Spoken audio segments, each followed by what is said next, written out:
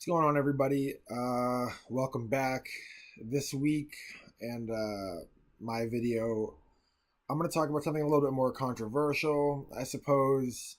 We're going to be talking about safe injection sites around the U.S. and predominantly in Canada, and kind of see what other people think of them. I'm a little bit biased, I will admit that, because I was a heroin addict for over 2 years, and I've lost a lot of friends to that. And I know this is it's a difficult topic, it's a contentious topic, and I'm kind of hoping to explore a little bit why I think that giving people a safe place to use in the long run is incredibly efficient, as opposed to the other things that we do. And by no means am I saying that this is the best way. I don't think we have any good ways right now, and that is part of the reason why I support these safe injection sites popping up. So let's jump into a little bit. Public health experts say that one of the best ways to curb overdose deaths is by establishing safe injection sites, places where people can use heroin under medical supervision. But of course, not everybody agrees that officially sanctioned drug use is a good thing. And American cities that have pushed for the idea have been shot down. Toronto got farther. In 2016, its city council approved 3 safe injection sites. But by this August, none had opened. So a group of activists decided to open one on their own, even though they had to break the law to do it.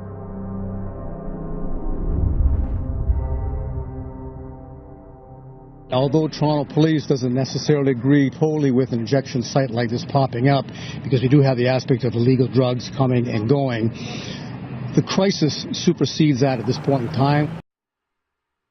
So that was a video from late 2017 of the superintendent of the police force of Toronto talking about, how although it brings in illicit drugs, there's really nothing else being done, and the crisis at hand supersedes, in his words, those charges.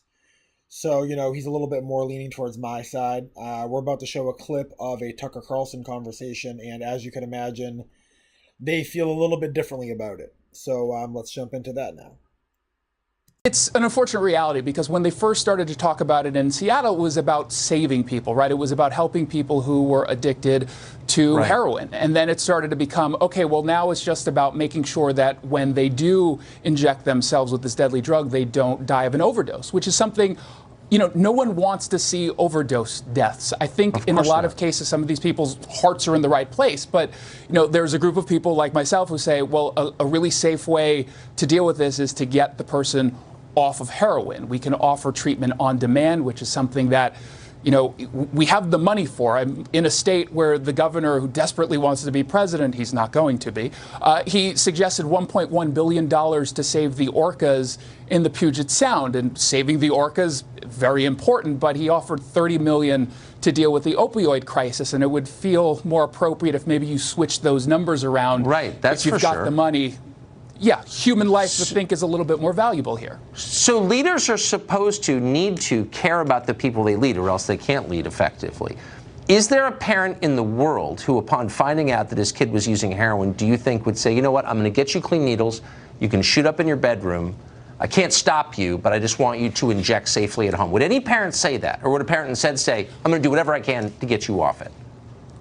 The people who don't have kids who are supportive of this will say that if they were a parent and they were in that circumstance, they would. But when you talk to normal people, when you talk to the average everyday person, of course they don't want that to happen. And I feel like if we're not going to do that with our own kids, perhaps we should not do that with other people's kids. I know it's difficult. I know that it is expensive. And I know that when people are addicted to heroin, they have to be in a place where they feel ready to overcome that addiction, but something that gets in the way of feeling ready is handing them a needle to say, hey, shoot up here, we'll supervise it, and it's Seattle, so it's probably going to be a little bit crazier. We'll set the mood light right, we'll have some smooth jazz in the background. That's just not an appropriate way to go about this. I would rather we focus our energy on actual services to save them, to get them off of this drug. Exactly. So nicely put. It is difficult. It is complicated.